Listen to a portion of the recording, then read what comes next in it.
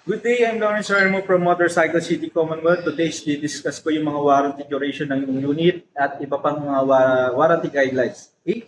Kung yung mga small bikes ang inyong binili, meron itong 12 months or 12,000 kilometers na warranty.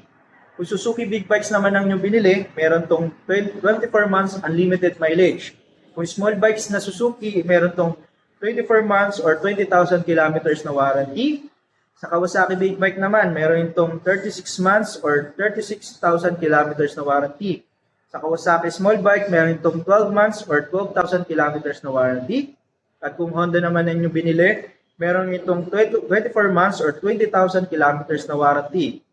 Sa CF Moto, meron itong warranty na 2 years sa engine at 1 year sa electrical. Sa Pinelli naman, meron tayong 24 months or 20,000 kilometers na warranty sa kanilang big bike. Sa small bike Pinelli naman is meron tayong 12 months or 10,000 kilometers na warranty.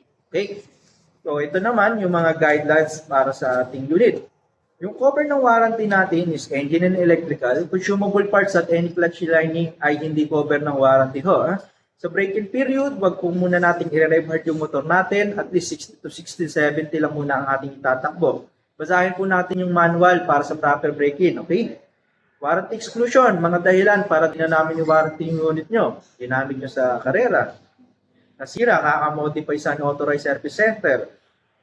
Nasira dahil sa natural calamity, overloading, aksidente, kaka-modify. Nasira dahil sa paggamit ng local or replacement parts. Nasira dahil sa improper break-in, kagaya sinabi ko kanina, hinataw nyo na, nirev hard nyo na. Okay? Negligence ng hindi pagpapa-PMS, example, 6 months na yung motor mo, nagka-problema, pag-check namin sa service history mo, wala. Medyo malabo po yung approval ng warranty natin yan. Okay? List ng consumable parts, nandiyan po sa inyong warranty guidelines, pakibasa na lang po, meron din po yan sa inyong manual. Okay? Ito naman ang ating obligation.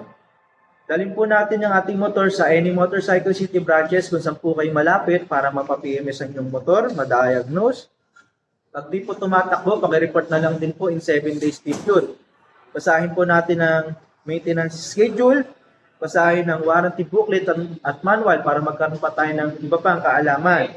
FYI po, wala po tayong towing services, wala tayong home service, no change unit upon release because the unit is covered by the warranty naman. Then no refund upon release because the unit is covered by the warranty. So, bago tayo lumabas, pakicheck po mabuting yung motor, wala pong pasag, lahat ba ay gumagana, ilaw, busina, lahat electrical. So, yun lang po. Maraming salamat.